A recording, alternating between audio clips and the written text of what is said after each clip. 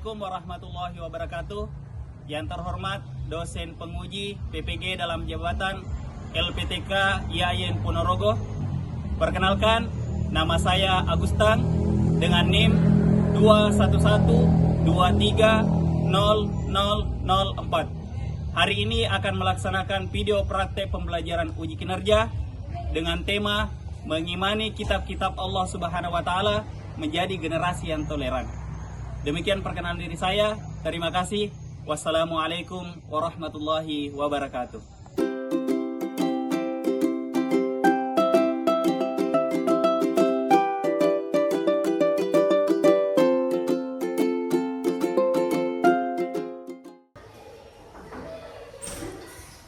Assalamualaikum warahmatullahi wabarakatuh.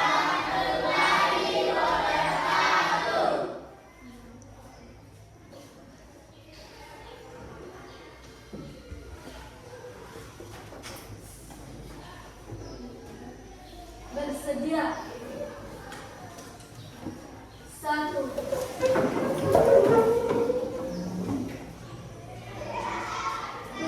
Beri salam kepada Pak Guru.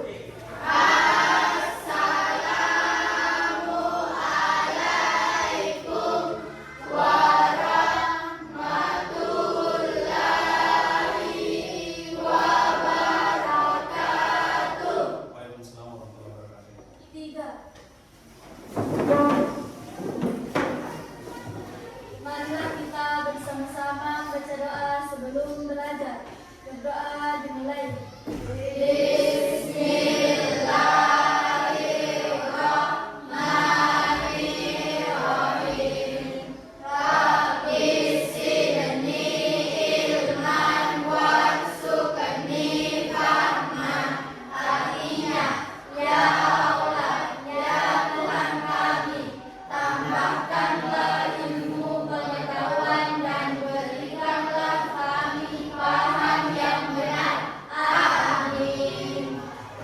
Ya.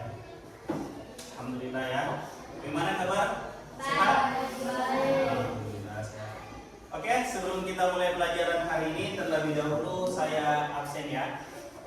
Di kelas ini siapa hari ini? Siapa yang tidak hadir? Uyun. Kenapa Uyun? Sakit. Oh, sakit. Kita doakan teman kita yang sakit ini semoga cepat sembuh ya. Amin. Yang lain hadir semua ya? Hadir. Ya.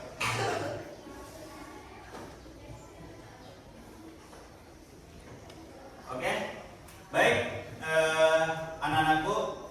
Jadi alhamdulillah kita sudah masuk di pertemuan kedua, di bab kedua materi kita tentang mengimani kitab-kitab Allah Subhanahu wa taala dan menjadi generasi yang toleran. Namun sebelum kita melanjutkan penjelasan materi tentang mengimani kitab-kitab Allah Subhanahu wa taala dan menjadi generasi yang toleran, saya ingin bertanya, masih ingat materi kita sebelumnya? Ada yang masih ingat? Oke, Aina? Kitab Zabur diturunkan kepada Nabi Daud. Ya, ada 4 kitab ya. Kitab Kitab Taurat yang diturunkan kepada Nabi Musa. ya. Kitab Injil diturunkan kepada Nabi Isa. Dan kitab Al-Quran diturunkan kepada Nabi Muhammad SAW. Oke, alhamdulillah. Jadi masih diingat ya. Ada 4 kitab yang diturunkan Allah Subhanahu wa taala, mulai dari kitab Zabur, kitab Injil, kitab Taurat, kitab Al-Quran. Ada 4 ya. Kalau secara berurutan Zabur, Taurat, Injil, Al-Quran. Yang lain masih ada yang kan? Oke, Alif, yuk. Mengimani kitab-kitab Allah Subhanahu wa taala adalah percaya bahwa ada kitab yang diturunkan sebelum Al-Qur'an, yaitu kitab Zabur, kitab Taurat, kitab Injil, dan kitab Al-Qur'an. Iya, oke. Jadi bentuk keimanan kita, kalau kita beriman kepada kitab-kitab Allah Subhanahu wa taala, kita meyakini selain Al-Qur'an kitab suci kita, ada kitab-kitab yang diturunkan Allah Subhanahu wa taala sebelum itu ya. Nah, itu tadi ada kitab Zabur, Taurat, Injil, dan terakhir kitab suci Al-Quran. Oke, yuk kita kasih aplaus dulu untuk teman kita. Alhamdulillah. Mudah-mudahan setiap materi pembelajaran kita ada yang berkesan, ada tambahan ilmu yang kita dapatkan ya. Nah, seperti itu seharusnya. Oke, sekarang kita sudah mau masuk di materi selanjutnya. Untuk hari ini, materi hari ini itu masih pertemuan kedua tentang mengimani kitab-kitab Allah Subhanahu wa taala dan menjadi generasi yang toleran. Nah, nanti pada prosesnya untuk hari ini mungkin ada semacam proyek nanti yang akan saya sampaikan kepada anak-anakku, karya yang akan dibuat oleh anak-anakku secara berkelompok. Namun sebelumnya saya jelaskan dulu sedikit materi kita ya, pengantar. Oke, seperti itu.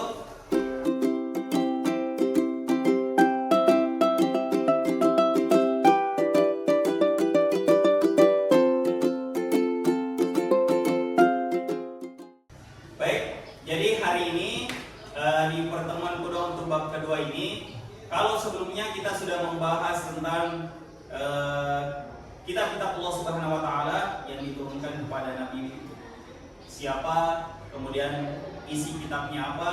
Kalau hari ini kita lebih spesifik tentang mengenai generasi pecinta Al-Qur'an dan menjadi generasi yang toleran. Nah, ini bisa dilihat ya di depan. Meyakini kitab Allah Subhanahu wa taala jadi generasi pecinta Al-Qur'an. Nah, memahami pentingnya mempelajari kitab Allah Subhanahu wa taala dari segi pengetahuan, apa yang diharapkan adalah mendapatkan pengetahuan tentang ajaran Allah yang terkandung dalam kitab suci Al-Qur'an. Ini bagian dari tujuan pembelajaran kita ya. Kemudian apalagi hidayahnya, yaitu memperoleh petunjuk dan bimbingan dari Allah Subhanahu wa taala dalam menjalani hidup. Jadi kita yakini itu sebenarnya kitab Allah Subhanahu wa taala itu adalah petunjuk bagi kita. Dan selanjutnya orang yang meyakini kitab Allah Subhanahu wa taala itu akan merasakan ketenangan jiwa dan hati dengan memahami makna dan hikmah di balik setiap ayat. Jadi kalau orang paham maknanya ayat itu pasti memahami makna kehidupan juga. Karena kenapa? Tuntunan kehidupan kita itu sumbernya sebenarnya kalau orang berpegang teguh kepada Al-Quran dan hadis, itu adalah tuntunan kehidupan. Oke, selanjutnya mengenal Al-Quran sebagai kitab suci umat Islam. Nah, ini nanti mengarah kenapa Al-Quran mengajarkan kita bagaimana menjadi pribadi yang toleran. Al-Quran adalah kitab suci umat Islam yang diturunkan kepada Nabi Muhammad SAW, sama dengan materi yang kita pelajari sebelumnya, melalui perantara malaikat Jibril. Ya. Nah, dia adalah wahyu. Al-Quran merupakan wahyu Allah Subhanahu wa taala yang dijamin kebenarannya. Nah, di materi sebelumnya dibahas tentang ayat Al-Quran yang awal-awal surah Al-Baqarah yang menerangkan dzalikal kitabu la raiba fihi hudan lil muttaqin. Nah, itu penegasan tentang kebenaran Al-Quran. Kemudian selanjutnya, Al-Quran itu sebagai sumber hikmah. Al-Quran mengandung berbagai hikmah, petunjuk dan nilai luhur bagi kehidupan manusia. Dan yang ketiga adalah panduan hidup.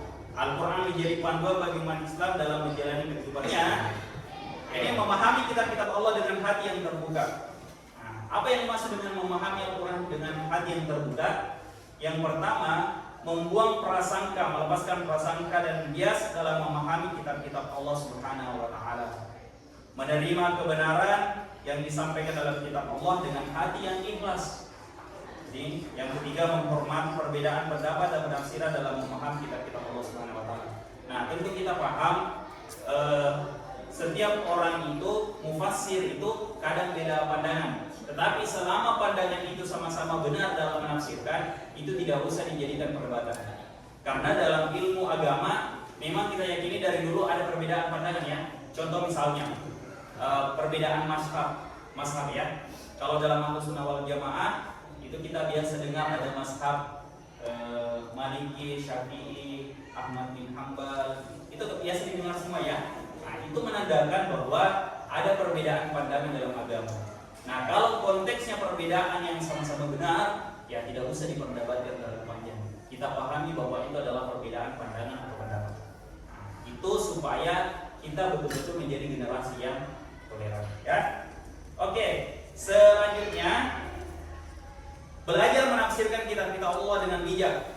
Jadi seharusnya kita itu kalau misalnya mau memahami Al-Quran itu, kita belajar tentang Al-Quran itu dengan bijak, mempelajari tafsirnya. Nah, sekarang tafsir-tafsir terkenal itu kan banyak, jadi boleh kita ambil salah satunya. Salah satu misalnya kitab tafsir Al-Munawwarah yang karangannya orang asli Kopeng, Andre Gurutta, Daud Ismail. Itu boleh dijadikan acuan untuk mempelajari Al-Quran. Atau kitab suci, kitab tafsir yang dikarang oleh atau yang dibuat oleh Profesor Quraisy Shihab misalnya. Nah, itu ya.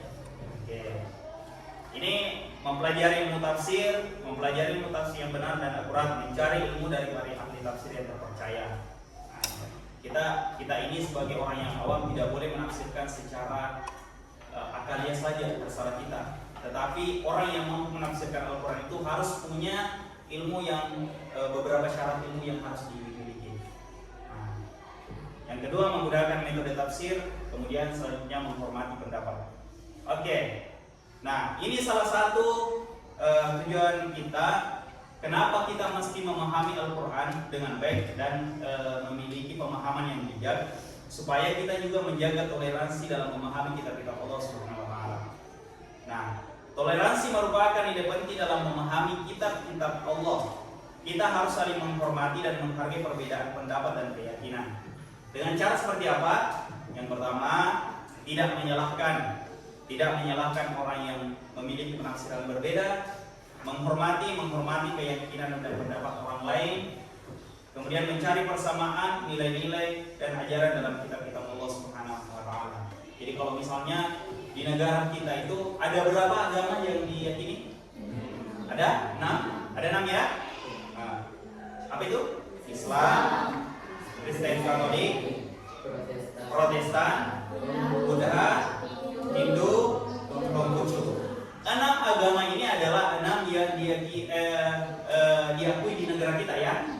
Artinya kalau salah satu di antara kita memiliki agama yang berbeda dengan kita, ya itu adalah suatu perbedaan pandangan keyakinan yang mesti kita hormati, yang negara kita akui ya. Nah, sama di sekolah kita, kalau ada orang yang berbeda keyakinan, berbeda agama, itu kita harus saling menghormati, gitu ya. Oke. Nah, oke. Selanjutnya mengamalkan ajaran kitab-kitab Allah dalam kehidupan sehari-hari. Seperti apa?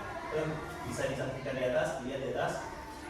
Orang yang mengamalkan Al-Quran itu sebenarnya seperti ini: berbuat baik, melakukan amal kebaikan dan menghindari perbuatan tercela, bersikap adil, menebar kedamaian dan mencintai sesama.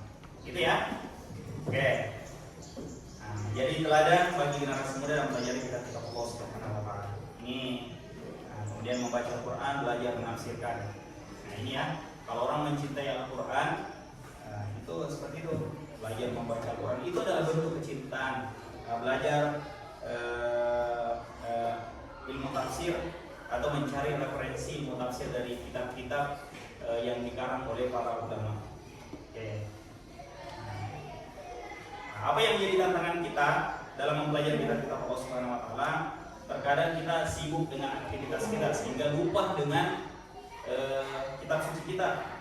Kemudian yang kedua, kurangnya motivasi.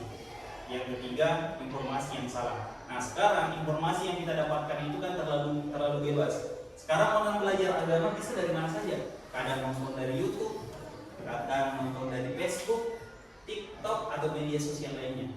Nah, ini yang perlu kita pahami, bahwa terkadang apa yang kita tonton itu kita jangan jadikan sebagai acuan semata atau sumber keyakinan semata, tetapi kita harus mempelajari referensi yang banyak sehingga kita punya pemikiran yang moderat dan pemikiran pemahaman yang bisa membawa generasi muda kita ini menjadi generasi yang memiliki toleransi atau perbedaan pandangan pendapat ya. Oke. Nah, seperti itu pengantar untuk hari ini. Kita akan membuat kelompok ya. Oke, kita akan membuat kelompok. Akan kita bagi menjadi 3 kelompok ya. Oke. Mulai dari kita menghitung ya.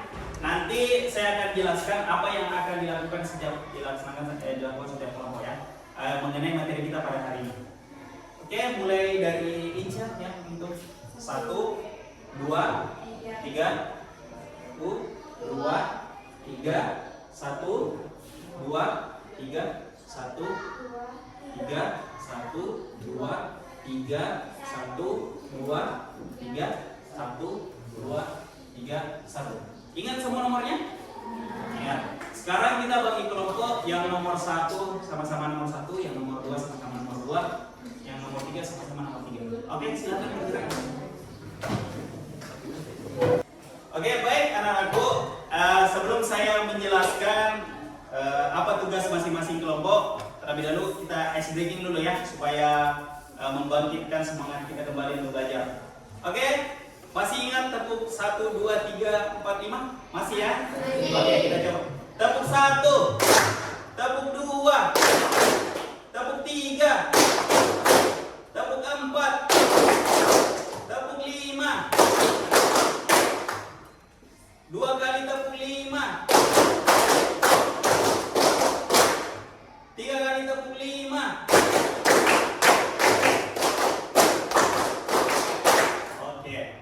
Sekarang kalau tepuk konsentrasi masih ingat? Masih. Oke, tepuk konsentrasi seperti apa? Tepuk 1, tepuk 2, tepuk 3, tepuk 4, tepuk 5. Oke, aku langsung untuk kita semua. Oke, mudah-mudahan itu menjadi semangat bagi kita untuk pembelajaran hari ini. Ya, sekarang tadi saya sudah bagi masing-masing kelompok ya. Oke. Sekarang saya akan bagi-bagi tugas. Yang pertama, ini mengenai menjadi mengimani kitab-kitab Allah Subhanahu wa taala menjadi generasi yang toleran. Untuk kelompok pertama itu membahas materi tentang kitab-kitab Allah Subhanahu wa taala diturunkan kepada Nabi siapa dan isinya apa, ya. Untuk kelompok pertama. Oke, untuk kelompok 2 membahas tentang bagaimana cara menjaga toleransi, ya. Nah, supaya menjaga toleransi. Oke. Untuk kelompok 3 adalah membahas tentang penyebab intoleransi, ya. Ya, paham ya yang dimaksud dengan intoleransi? Hal-hal yang menyebabkan terjadinya adanya pemahaman intoleransi, ya. Oke? Jelas ya? Jelas?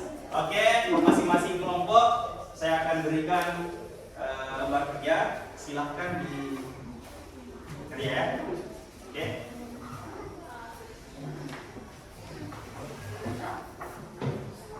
Oke. Oke, paham sampai di sini ya? Paham? Ya, oke.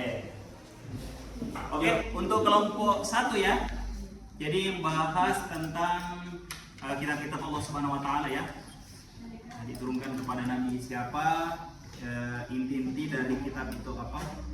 Oke. Nah, silakan berdasarkan hasil diskusi kita ya. Silakan dituliskan nanti. Kemudian nanti sama dengan kelompok yang lain, silakan dipaparkan apa hasil diskusi kita. Sudah mau selesai ya? Oke. Ya. Oke, untuk kelompok ini cara menjaga toleransi ya. Jadi nanti berdasarkan hasil diskusi kita masing-masing, silahkan nanti dipaparkan apa hasil diskusi dari teman-teman yang didapat berdasarkan referensi masing-masing yang didapat ya. Kemudian nanti dipaparkan di depan. Nah, pilih salah satu siapa yang mau jadi ketua kelompok, kemudian siapa yang memaparkan hasil diskusi itu. Oke, jelas ya? Oke, ya. Oh ya, oke ya. Jadi untuk kelompok 3 penyebab intoleransi. Oke, ya. Jadi silakan disampaikan nanti apa faktor utama, faktor politik atau faktor ekonomi. Intinya hal-hal yang menyebabkan intoleransi boleh disampaikan nanti sesuai dengan kesepakatan kelompok kita masing-masing ya. Jadi kalau diskusinya seperti ini ya, nanti gambarkan saja konsepnya seperti apa. Nanti pada saat tahap penjelasan silakan dijelaskan. Siapa di antara kita yang jadi ketua kelompok atau siapa yang nanti yang menyampaikan materi ini. Oke, jelas ya? Oke, sudah selesai semua ya? Oke, sekarang kita masuk ke tahap presentasi ya. Jadi masing-masing kelompok nanti silahkan presentasikan hasil diskusinya masing-masing. Jadi nanti ada juru bicaranya yang melihat konsepnya, kemudian memaparkan ke teman-temannya. Nanti juga ada sesi diskusi ya dari hasil masing-masing kelompok memaparkan ke depan. Oke, untuk kelompok yang pertama siapa yang paling siap? Kelompok 1 siap? Oke, maju. Silakan maju ke kelompok 1. Ya, kita kasih aplaus dulu untuk kelompok 1. Oke, ya. Ini saya tampilkan di atas juga ya. Tadi sudah ada yang dikirim. Oke. Assalamualaikum warahmatullahi wabarakatuh. Waalaikumsalam warahmatullahi wabarakatuh. Terima kasih atas kesempatan yang telah diberikan. Perkenalkan, kami dari kelompok 1 akan mempresentasikan hasil kerja kelompok kami, yaitu membuat peta konsep kitab-kitab Allah Subhanahu wa Ta'ala yang diturunkan kepada Rasul. Yang pertama, kitab Taurat yang diturunkan kepada Nabi Musa alaihissalam, turun di Mesir untuk Bani Israel, berisi 8 larangan dan 2 perintah. Yang kedua, kitab Zabur yang diturunkan kepada Nabi Daud alaihissalam, turun di Yerusalem untuk Bani Israel, berisi tentang pujian kepada Allah, zikir dan nasihat dan hikmah. Yang ketiga, kitab Injil diturunkan kepada Nabi Isa alaihissalam, turun di Yerusalem untuk Bani Israel, berisi tentang tuntutan hidup dan zuhud dan isi kitab-kitab sebelumnya. Yang keempat, Al-Quran yang diturunkan kepada Nabi Muhammad SAW, turun di Mekah dan Madinah untuk kaum seluruhnya, berisi tentang akidah, hukum syariat dan muamalat, penyempurnaan kitab sebelumnya. Oke, ya. Jadi itulah pemaparan dari kelompok 1 ya. Ini tentang peta konsepnya kitab-kitab Allah Subhanahu wa Ta'ala yang diturunkan kepada Rasul, dari kitab Taurat, Zabur, Injil dan Al-Quran. Jadi termasuk juga di mana diturunkan, isinya apa, diturunkan kepada Nabi dan Rasul siapa, itu ada di hasil diskusi kelompok 1 ya.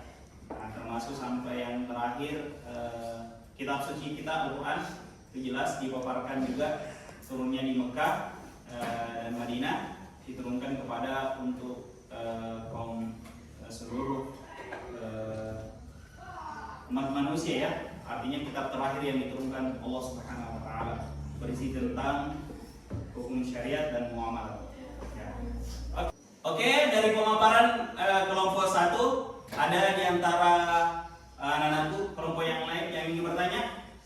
Ada? Ya, kelompok 2 ya? Oke, silakan kelompok 2, pertanyaannya apa? Mengapa Allah menurunkan 4 kitab-kitab Allah Subhanahu wa Ta'ala, dan kenapa bukan hanya 1 kitab saja? Oh iya, ini pertanyaan menarik. Kenapa Allah Subhanahu wa Ta'ala menurunkan 4 kitab? Kenapa bukan 1 kitab saja? Oke, ada di antara satu kelompok ini yang mau menjawab? Oke, silakan ya. Karena kitab-kitab Allah Subhanahu wa Ta'ala diturunkan kepada nabi dan rasul yang berbeda-beda dan tahun yang berbeda. Tapi pada dasarnya semua kitab Allah berisi tentang berita mengesahkan diri kepada Allah Subhanahu wa Ta'ala. Terima kasih. Oh iya, oke. Jadi, oke, benar ya. Menurut penjelasannya kelompok 1, kenapa Al-Quran itu diturunkan, kitab-kitab Allah Subhanahu wa Ta'ala diturunkan ada 4 ya. Itu karena diturunkan kepada nabi dan rasul yang berbeda, kemudian pada masa yang berbeda. Tetapi penjelasannya tadi menurut kelompok 1, namun pada intinya semua kitab-kitab Allah Subhanahu wa Ta'ala itu berisi tentang mengisahkan Allah Subhanahu wa Ta'ala. Jadi kenapa berbeda? Karena nabi dan rasulnya berbeda, dari zamannya berbeda. Nah, dan kita yakini juga bahwa Al-Quran itu adalah kitab suci terakhir yang diturunkan oleh Allah Subhanahu wa Ta'ala. Tidak ada lagi di belakangnya, karena sudah tidak ada lagi nabi dan rasul. Makanya Al-Quran itu kita yakini bahwa pegangan bagi kita sampai akhir zaman. Oke ya? Sepakat ya? Oke? Kita kasih aplaus dulu untuk kelompok 1. Silakan kembali ke tempat. Terima kasih. Oke, kelompok 1 silakan kembali ke tempat. Oke. Tadi kelompok 1 sudah selesai ya. Nah, sekarang selanjutnya kita dengarkan hasil diskusi dari kelompok 3. Oke, ya silakan maju untuk kelompok 3. Oke, kita kasih aplaus dulu untuk kelompok 3.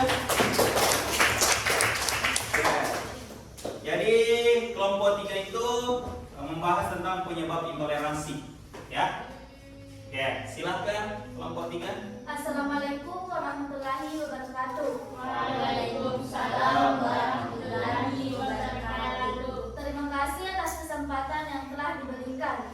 Saya akan membacakan hasil kerja kelompok saya, yaitu membuat peta konsep penyebab intoleransi. Adapun faktor utama penyebab toleransi yaitu perbedaan identitas, etnis, agama, kelas sosial, dan gender. Adapun faktor politik dibagi menjadi dua, yaitu manipulasi, penggunaan isu sara, pemisahan kelompok masyarakat.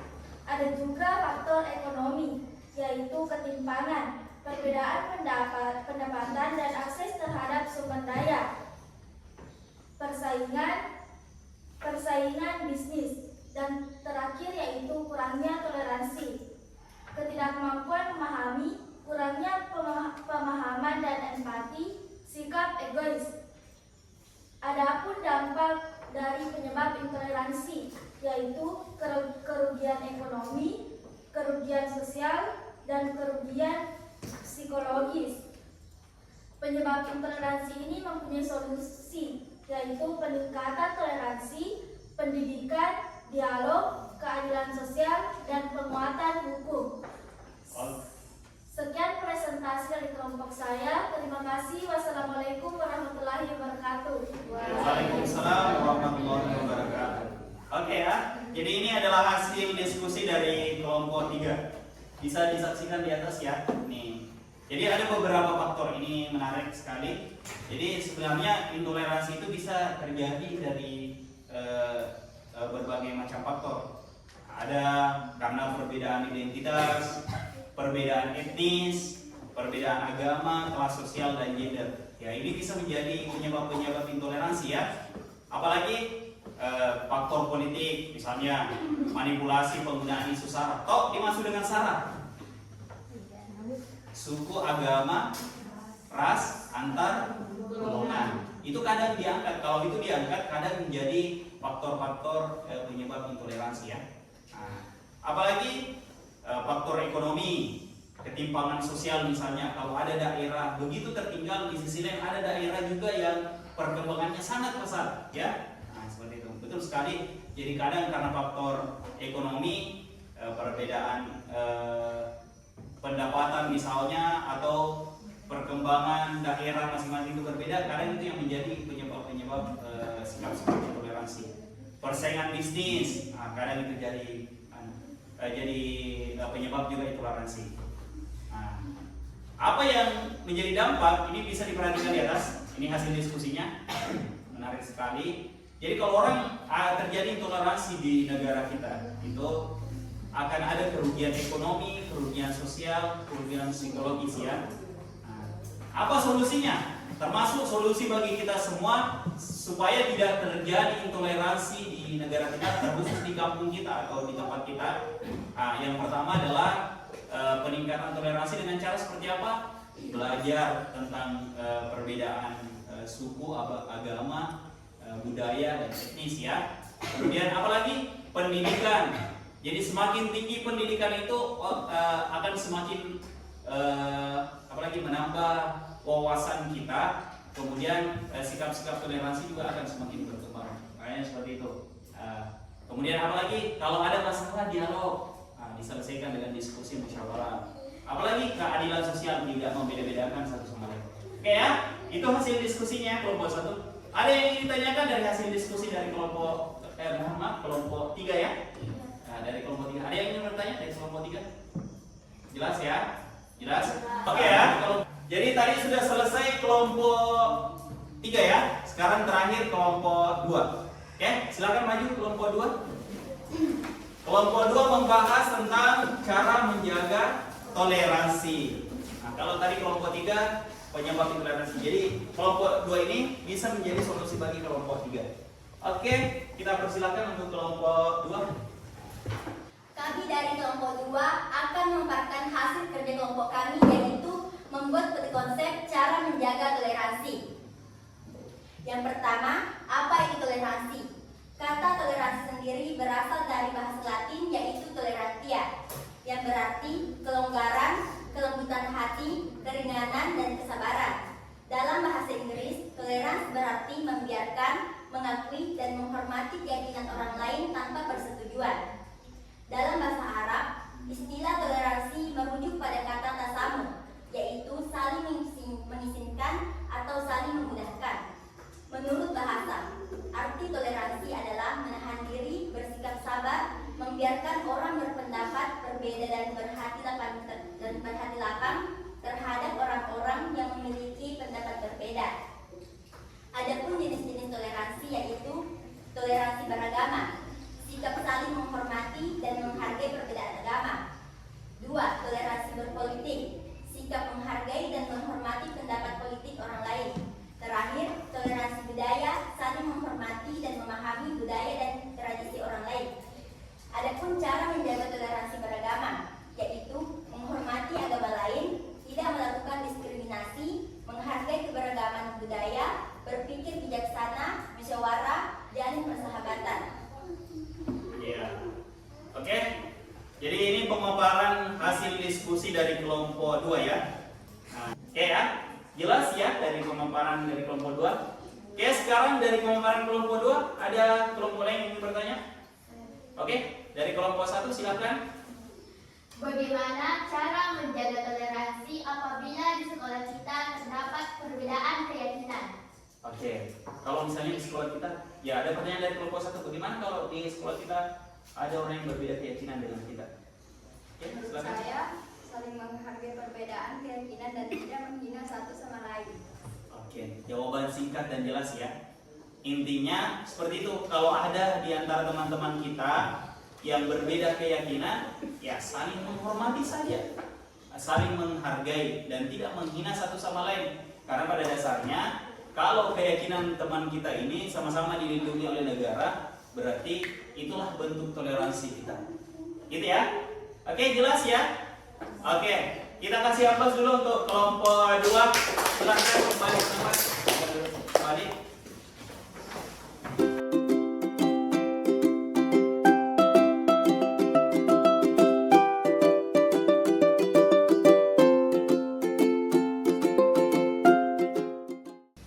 Oke ya, jadi alhamdulillah tadi sudah pemaparan masing-masing kelompok berdasarkan hasil diskusi dan sudah dipaparkan di depan. Ya, setidaknya dari materi yang disampaikan teman-teman kita ini berdasarkan hasil diskusi itu menambah wawasan dan pengetahuan kita ya tentang kitab-kitab Allah Subhanahu wa taala dan juga cara menjaga toleransi. Nah, sebelum kita akhiri pelajaran kita pada hari ini, saya ingin refleksi dulu di kelas ini. Pelajaran tambahan apa yang kita dapatkan setelah mengikuti materi ini? Ya, boleh masing-masing satu orang satu kelompok. Oke, dari kelompok 1, Aina, silakan. Setelah pelajaran ini, saya mendapatkan wawasan baru bahwa selain kitab Allah Subhanahu wa taala diturunkan kepada nabi dan rasul yang berbeda, dan kitab-kitab Allah diturunkan di tempat yang berbeda, tetapi pada intinya ajarannya tidak menyalahi satu sama lain. Oke, ya kita kasih aplaus dulu untuk pelajaran yang didapatkan. Jadi selain nabi dan rasul itu kitab-kitab Allah diturunkan kepada nabi dan rasul yang berbeda, juga di tempat yang berbeda. Tetapi pada intinya semua kitab-kitab Allah Subhanahu wa taala itu tidak menyalahi satu sama lain ya.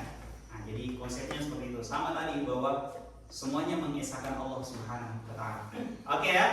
Kelompok 2. Oke, silakan kelompok 2. Setelah belajar pada materi kali ini, saya dapat mengetahui cara menjaga toleransi beragama, yaitu menghormati agama lain, tidak melakukan diskriminasi, menghargai keberagaman budaya, berpikir bijaksana, musyawarah, dan jalin persahabatan. Oke, ya. Jadi itu cara kita menjaga toleransi ya, saling menghargai satu sama lain, menghormati. Pada intinya dalam beragama atau pemahaman etnis budaya itu kita harus saling menghargai karena pasti ada perbedaan ya. Nah, terkadang kita temukan perbedaan. Mungkin kalau bukan di lingkungan kita, ketika kita keluar daerah misalnya, pasti ketemu dengan orang yang berbeda keyakinan atau berbeda budaya dengan kita. Itulah bentuk penghormatan kita. Dan kalau ada yang berbeda, ya itu tadi petunjuknya sesuai hasil diskusi kelompok 2. Ya kalau bisa musyawarahkan dulu. Jangan langsung, wah ini tidak benar, ini tidak sesuai dengan budaya saya, ini tidak sesuai dengan keyakinan kita.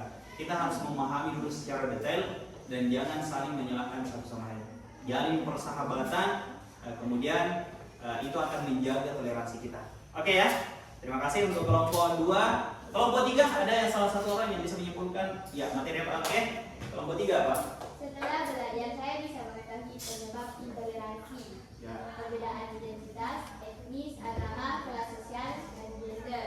Dan adapun solusinya, yaitu peningkatan toleransi, pendidikan, dialog, kajian sosial, penguatan hukum. Iya, oke ya. Jadi dari diskusinya kelompok 3 dia dapat pemahaman bahwa ada beberapa faktor penyebab intoleransi ya, mulai dari suku, agama, etnis, ya, perbedaan pandangan politik, dan juga solusinya seperti apa. Jadi kalau seperti itu setidaknya ada wawasan tambahan yang kita miliki ya, semua dari pemaparannya teman-teman itu juga menjadi wawasan bagi kita bahwa pada dasarnya dalam kehidupan kita itu pasti kita akan menemukan sesuatu yang berbeda, ya. Jadi saling menghormati satu sama lain.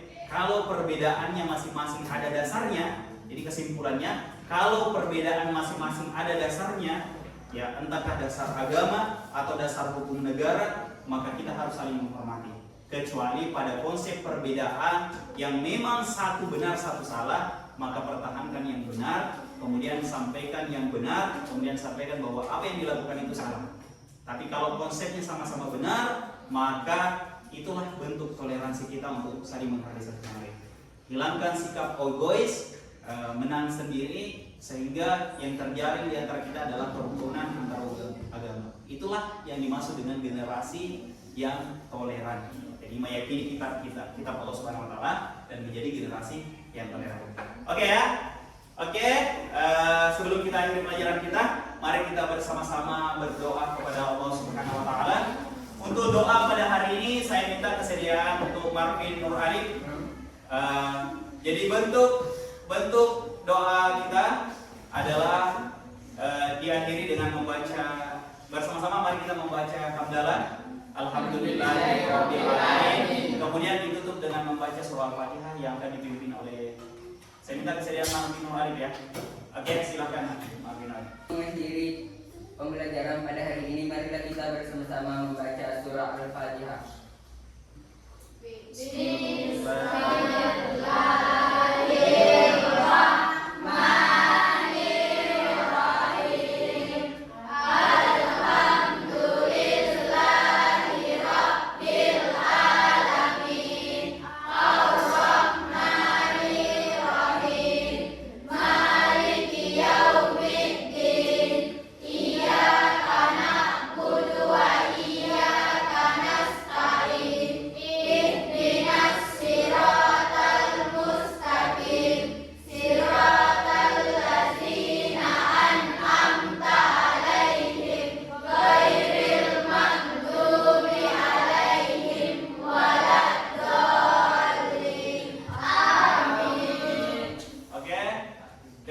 Atas perhatiannya semuanya, mudah-mudahan apa yang kita pelajari hari ini bermanfaat bagi kita semua ya. Kalau ada baiknya itu kita jadikan sebagai pedoman hidup dan kita amalkan dalam kehidupan sehari-hari. Terima kasih atas perhatiannya.